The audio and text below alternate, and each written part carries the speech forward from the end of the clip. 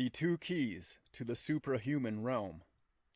Access to the kingdom of heaven is symbolized in the Christian church by two keys, the silver key and the golden key. In Egypt it was symbolized by the two crowns, the white crown and the red crown. This double symbol of perfection represents the highest condition of humanity, the suprahuman state, which is accessible to man on earth through the awakening of his higher levels of consciousness, followed by gradual regeneration of the human through the divine. The silver key stands for temporal power over beings and states of being, which are part of nature. It is temporal in the sense of being conditioned by the time and circumstances of their becoming. The golden key stands for the power of the spiritual witness, allied to its universal divine principle. The two keys together represent the indissoluble union of the consciously divine and the consciously human, which is the realization of the Christhood. The difference of the two powers is shown by Christ's words to Peter, "Thou savorest not the things that be of God, but the things that be of men." The silver key corresponds to the white crown of Osiris, the Neter, or principle of existential becoming, by which life vanishes into death, only to be reborn in another form. Osiris is the lord of nature and rules its functions, which are the multitudinous incarnations of consciousness. According to the Egyptian teaching, the Osiris in man is the personal consciousness, his permanent witness, and in the afterlife remains in the kingdom of Osiris, which during its life on earth it has learned to rule. This afterlife, be it noted, is a relative, not an ultimate immortality. It is a posthumous state corresponding to what could be called a transitory earthly paradise, as suggested by the Greek word paradisos, meaning a park, garden, or orchard. For although not subject to the contingencies of physical existence, it does represent a psychically vegetative state, and was presented as such in ancient mythology. The Elysian fields of Greece, the Egyptian fields of reeds, Muhammad's Garden of Paradise, and so forth. These pictures refer to terrestrial attachments, contracted through personal desires and aims.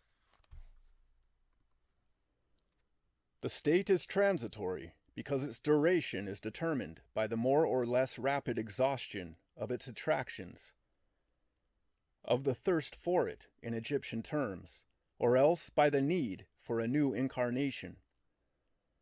The Osirian consciousness is that of the permanent witness, and gives man on earth the key to control his three lower states of being, the physical, psychic, and mental, and the three corresponding worlds or states in his own universe. But this degree of mastery is only the lower level of the suprahuman kingdom. It still refers to the things of men, and not at all to the things of God. The spiritual cannot be attained by the personal consciousness until it allows itself to be transcended by the spiritual witness. The golden key corresponds to the red crown and the spiritual power which is conferred by the consciousness of the divine. This key gives what is needed to attain the higher degree of the suprahuman realm, namely the radiance of the spiritual heart. When the red crown, or spiritual consciousness, is united to the white crown, or personal consciousness purified of its egoism, it is called the double power. And this is the supreme power of completed consciousness, which gives ultimate immortality. In the human body, the spiritual heart and its minister, the physical heart, hold the golden key to the divine realm where the spiritual witness is at home. Gold as a symbol signifies the perfection of the mineral realm, the complementary ingredients being indissolubly combined. Hence the cessation of antagonisms and the perfection of a kingdom. Just as the physical heart receives the blood with its white and red corpuscles, pure or vitiated, and controls the circuit in which they are regenerated, so too, if we watch carefully and submit to the control of the spiritual heart, the decisions of the ego and the impressions of lower states of consciousness, the spiritual heart will be able to alter their character and tendency, just as the sun matures the color and taste of fruit. It will be able to do this provided that we do not allow the ego to stand in the way with its exclusive egocentricity. The two keys are acquired in different ways. Mastery of the permanent witness is obtained by the practical methods to be described.